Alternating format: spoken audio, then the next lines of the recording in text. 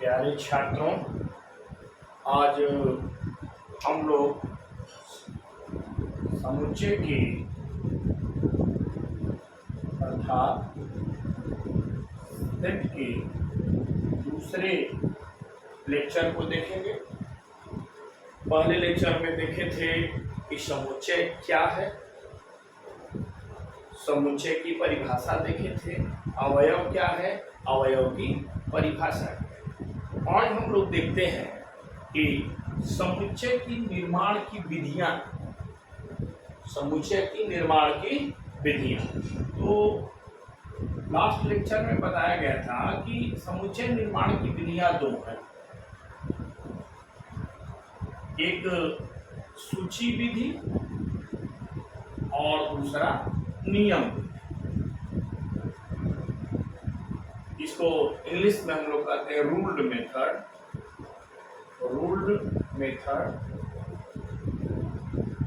और सूची विधि को कहते हैं टेबुलर फॉर्म।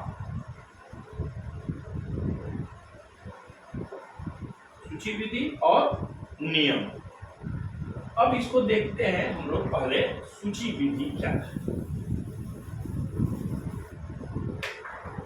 टेबुलर फॉर्म या इसको रोस्टर भी कहते हैं, रोस्टर फॉर्म, सूची विधि या तालिका विधि या रोस्टर फॉर्म।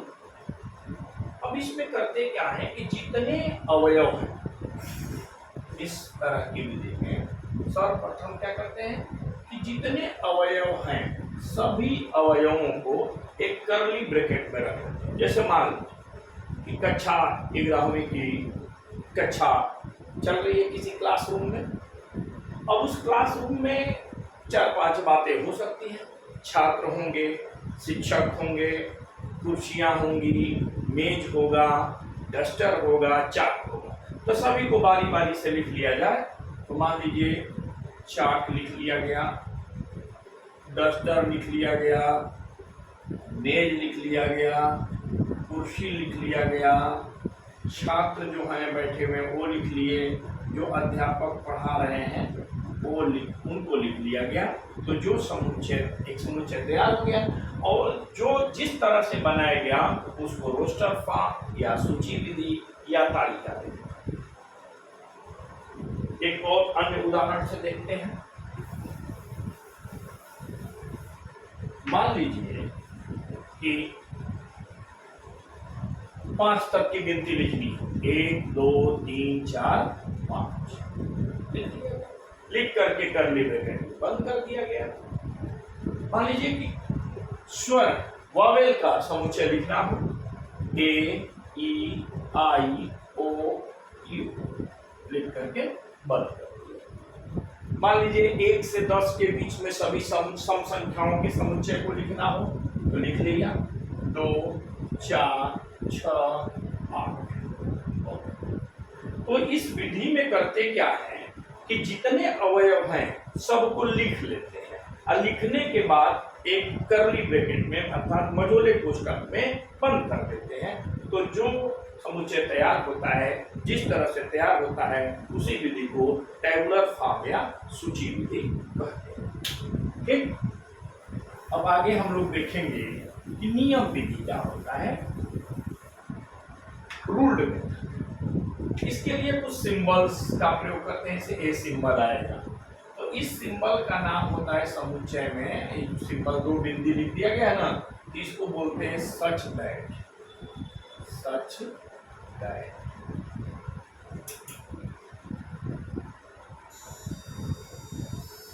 इसकी हिंदी होती है ऐसा है। तो क्या पढ़ते हैं, सच दैट, ऐसा है। अब देखा जाए किस तरह से हम लोग इसको बनाएंगे। मान लीजिए कि रोस्टर फॉर्म में या सूची विधि में लिखा हुआ है 1 2 3 4 5, ठीक। और इसको हमको कन्वर्ट करना है, बदलना है नियम विधि से। कैसे लिखें, लिखना प्रारंभ करते हैं। पहले समुच्चय लिख देंगे, फिर कर्ली ब्रैकेट का चिन्ह देंगे। अभी देखेंगे क्या है, 1 है, 2 है, 3 है, 4 है, 5 है। तो यार इसको जगह पे एक चर, इसको सब अचर हो गए, एक चर ले लेते हैं, मान लीजिए x ले लिया। अब x का मान 1 भी है, x का मान 2 भी है, 3 भी है, 4 भी है, 5। कोई जरूरी नहीं आप x लें, y ले लें, z ले लें, a ले लें, b ले लें, c ले लें, कुछ भी ले लें, लेकिन एक वेरिएबल मतलब एक चर ले लिए। वो चर का मान 1 भी हो सकता है, 2 भी हो सकता है, 3 भी हो सकता है, 4 भी हो सकता है, 5। अब इसी x की व्याख्या लिख दिया जाता है, तो वो नियम भी लिखा जाता है। अब x सच है, नहीं बताया गया, इस चीज को सच है, x ऐसा है, ये जो x ये लोग हैं 1 2 3 4 5, x ऐसा है, तो आगे आपको जवाब देना है कैसा है। तो ये x कैसे हैं? x एक प्राकृतिक संख्याएं हैं जो कि 5 या 5 से छोटी अथवा बराबर। तो x क्या है? x का मान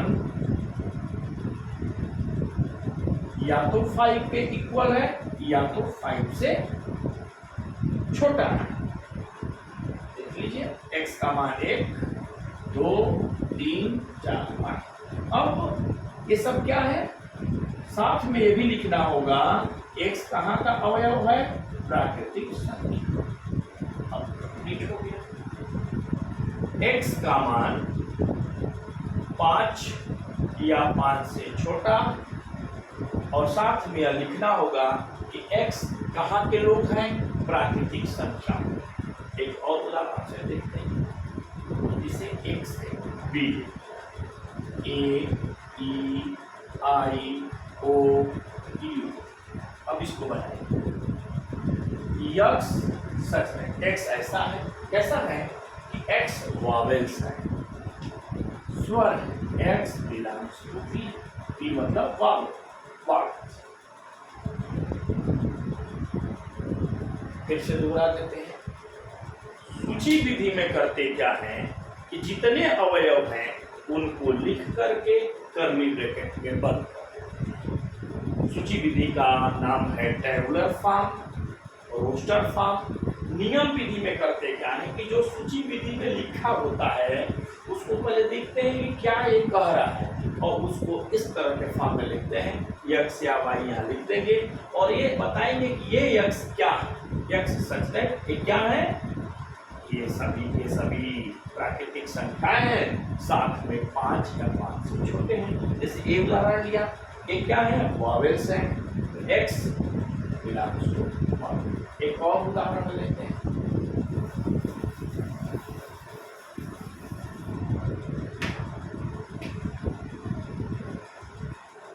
दो 4 6 8 10। अब इसको हम लोग को नियम विधि से लिखना है, तो लिख देंगे x सच है, तुरंत पहले x सच है। अब x के बारे में, x 2 भी 4 6 8 10, x कैसा है? तो ये सब 2 के गुणज है। क्या है? 2 के गुणज है, मतलब x बराबर 2n, और जहां n क्या है? n का मान 1, 2 में 1 का गुणा 2 2 4, तो n का मान क्या है? n जो है 5 और 1 के बीच, 1 से तो n का मान 1 भी है, हो सकता है 2 भी हो सकता है, 3 भी हो सकता है, 4 भी हो सकता है, 5 भी हो सकता है। इसका मतलब n का मान 1 से लेकर के 5 तक की संख्या है। तो एनसीईआरटी की पहली एक्सरसाइज में यही है, समुच्चय की परिभाषा, कौन संग्रह समुच्चय है नहीं है, अवयव की परिभाषा, किस तरह से रिप्रेजेंट किया जाए अवयव को, फिर समुच्चय निर्माण की विधियां हैं। तो आप लोगों से अपेक्षाएं हैं कि आप लोग एनसीईआरटी की पहली एक्सरसाइज करेंगे, और जो नहीं समझ में आएगा बताया जाएगा। फिर अगले लेक्चर में हम कुछ और उदाहरण करेंगे कि किस तरह से समुच्चय को बनाया जाएगा सूची विधि से और नियम विधि से। एक और हम लोग देख लेते हैं फैक्ट, यहाँ हर ब्रैकेट का अलग अलग महत्व है।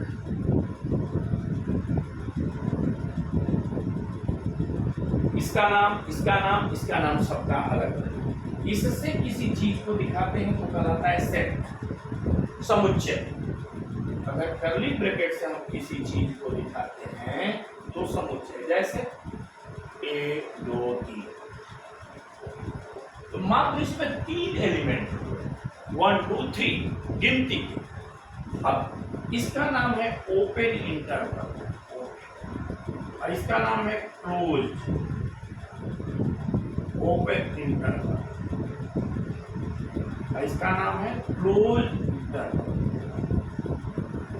इसे लिख दिया गया 1 to 1, इसे लिख दिया गया x belongs to 1 to। इसका मतलब ये हुआ कि x का मान, मान लीजिए यहाँ 1 2, तो x का जो मान है, वैल्यू है 1 और 2 के बीच की संख्याएं। 1 और 2 के बीच में कितनी संख्याएं हो सकती हैं? अनंत हो सकती है। x की वैल्यू न 1 है न 2 है, 1 और 2 के बीच की समस्त संख्या है। अगर क्लोज को लेते हैं तो x बिलोंग्स टू 1 2, इसका मतलब समझिए ये 1 हो गया, ये 2 हो गया, तो x की वैल्यू 1 भी है 2 भी है और 1 और 2 के बीच की सभी संख्याएं। फिर से देख लेना, ओपन इंटरवल में x की वैल्यू 1 नहीं है 2 नहीं है, 1 और 2 के बीच में समस्त संख्या। क्लोज इंटरवल में x की वैल्यू 1 भी है 2 भी है और 1 और 2 के बीच की समस्त संख्या है। और केवल अगर ऐसे लिखा जाता है तो इसे मान लीजिए 3 को हटा दिया गया, इसका मतलब x की वैल्यू इसे लिख दिया जाए x बिलोंग्स टू, इसका मतलब x की वैल्यू केवल 1 और 2, केवल 2। तो तीनों ब्रैकेट का मीनिंग समझ में आ गया होगा। अगर मान लीजिए ऐसे लिख दिया, इसको ओपन, यहाँ पर ओपन यहाँ पर खुली से 1 2, तो x की वैल्यू 1 नहीं लेनी है, केवल 2 लेनी है और 1 और 2 के बीच की समस्त संख्याएं लेनी है। अगर ऐसे लिख दिया जाए 1 2, इसका मतलब हुआ x की वैल्यू 1 लेनी है 2 नहीं लेनी है, 1 और 2 के बीच में समस्त संख्या। तो प्यारे बच्चों, आज का क्लास इतना ही रहेगा। Thank you. अगले लेक्चर पे हम लोग शुरू करेंगे उप समुच्चय।